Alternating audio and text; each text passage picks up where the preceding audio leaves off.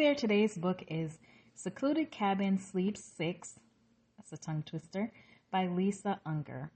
And if you do like thrillers, go ahead and subscribe or follow for more books like this one. So the cabin that they're referring to is a cabin that they rented in Sleepy Ridge for a weekend getaway. Now the six that they're referring to are Mako and his wife Liza, and Hannah and her husband Bruce, and Hannah's best friend Cricket and her mystery man. So anyway, this book starts out with Christmas Day at Hannah and Mako's parents' house.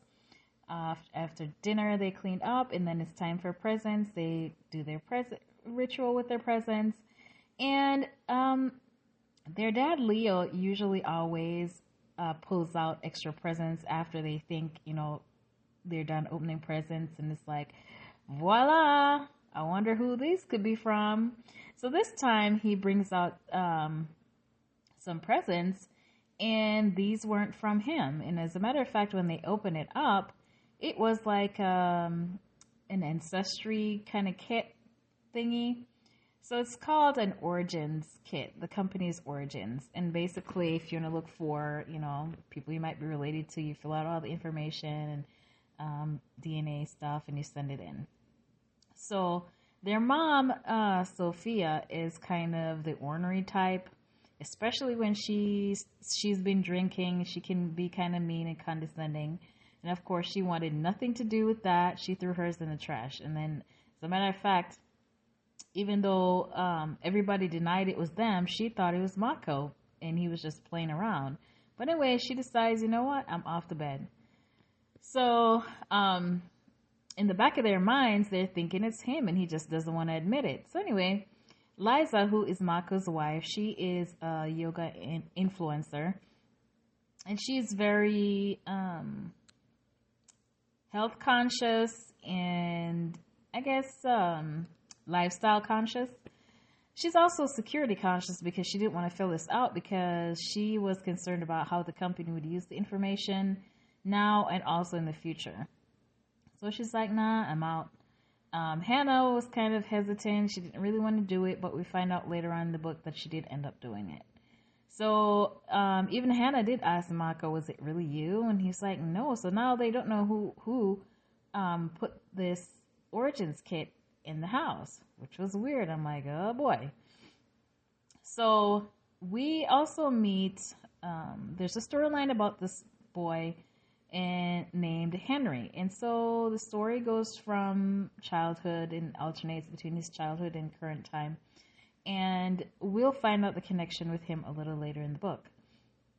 But anyway, his mom is Alice, and she is very introverted. She comes off a bit cold, and it seems she's running away from something because she never makes any friends. She doesn't dress well. She doesn't do makeup. It's almost like she's trying to stay in the background and stay unnoticed. And so they always move every so often because she's scared that somebody was coming after them. And it never really happened until now, at some point in the book, where he was waiting for her to pick her, Henry was waiting for her to pick him up, and she didn't come. He eventually walks home and ate, and still his mom is not there. So he called his friend and went over to her house, and then they called the police. His friend is Piper, who is a little tomboy that she met in school. He likes her. She's always running around, racing the guys, playing football, stuff like that. So he's kind of a nerd. He doesn't have a lot of friends, and kind of like his mom, he's a little bit socially awkward. But they kind of vibe just because they play together. They have little small talk here and there. And so we eventually find out that his mom, Alice, was killed. And this opens up a can of worms because when they were trying to, clear up her identity and all that, the police found out that all her identification were false. Even Henry's social security was false. They don't know who Alice is, and they don't know who Henry truly is either. So as he goes on with life, he's wondering who he is and where he comes from. And initially, the police detective who was working on the case, they become friends over time, and he never gave up on trying to, work on the case and figure out like who his mom is or try to locate relatives. And so they eventually did locate an aunt of his named Gemma, and she's really nice and kind of helped him to get some kind of sense of, who his mom was. So we also meet Bracken, and he is the owner of this cabin that they're getting away to. And he is kind of weird. He built this luxurious cabin, and he owns a smaller one on a neighboring site. But this is located very scenic, secluded, well built, have all the high-end finishes and all that. And the thing about this house or this place that it's at is that there were some horrific events that occurred there in the past, not in the house, but on the site where the house is. And so it's a little creepy that some murders had happened there. So anyway, Hannah at one point was looking for reviews on this place, but she never really found anything. But, she always felt like something bad is going to happen. But she kind of chalked it up to the fact that she was leaving her daughter. She has a little toddler. She was leaving Gigi for the first time. And so she went online to look for reviews, and she didn't really find any, except for one on this off-site, weird site that mentioned how they felt like somebody was watching them and how they left. But other than that, it seems like all the reviews are curated by the owner, all glowing and positive. That's the only one, shady one. But she kind of felt like, well, maybe, it's all in her head and she's just worried.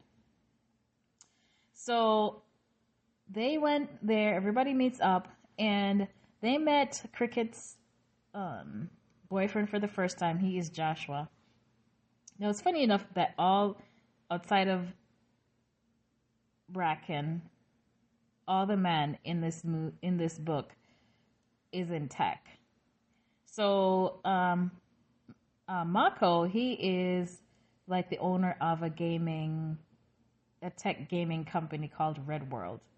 And then Hannah's husband, Bruce, owns a tech company that does like troubleshooting, debugging, and helps to solve problems that come around with software. So it's kind of software engineering firm. So he contracts with Mako's company to help when he's got glitches and stuff like that with the games that he's developing. And then Henry, he went to university and got some degree in computers. And so also Joshua, who's now Cricket's boyfriend, now that when they do meet him, it turns out that he was in tech as well. Some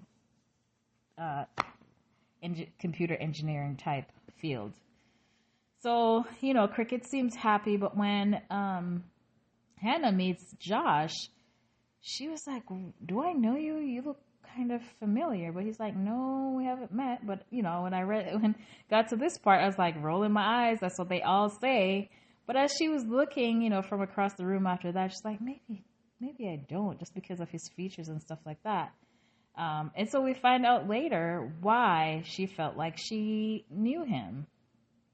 So things went down at this cabin on this weekend that was supposed to be a chill weekend. And we find out that Josh was involved in some stuff that weren't exactly legal. And so this was something that was being held over his head, and he ended up doing some things that were horrible. So this ties into the crazy stuff that happened on the weekend. We also find out some secrets and things that happened in the past that involved Mako, Hannah, and Cricket. And so this is something that all three, well, maybe not Mako, because he seems like he doesn't have any conscience. He's one of those people who are brilliant in, mentally high IQ, but then socially or emotionally, they seem to be lacking something. So, the thing that came to pass or came up again from their past, it was something that Hannah, Cricket, and Mako were aware of and were involved in. So story comes to bump with that. And so the past comes is dredged back up. And so this is going to land Mako in trouble, along with some things that were happening at his company that shouldn't have been happening. We also meet a girl named Kat, and she somehow is pulled into the story as well. She has a connection with all the characters in the story, other than Bracken and Joshua. So we find out that Kat, Hannah, Mako, and Henry all have a connection with Kat and with each other. So that connection, because I was wondering as I was going through the book, like, what do these people have in common? Why are we talking about these people? So we get to find out, why that is in the end. Now, when we do get to the end of the book, I felt as though Bracken, because of his character, he was real creepy and he was spying on, the occupants of the cabin. I thought maybe he had something to do with some, I guess I'm giving something away now, death well, I don't want to say death, some violence that occurred over the weekend. But it seemed as though once we got to the end, like his storyline was quickly wrapped up. Whereas, yeah, that part with him seemed kind of rushed to me. And then the storyline with Mako, that came off a little bit rushed as well, because he had some connection with Kat. I feel like, there could have been more as far as the history that they had together and why she was there. I mean, they did say why she was there, but it wasn't like a whole lot of details as far as like a historical aspect of how they came to be in the place that they were. But anyway, it was still a good, thriller. What else on this one? But yeah, this was a good one from Lisa Unger. I would give it 4 stars.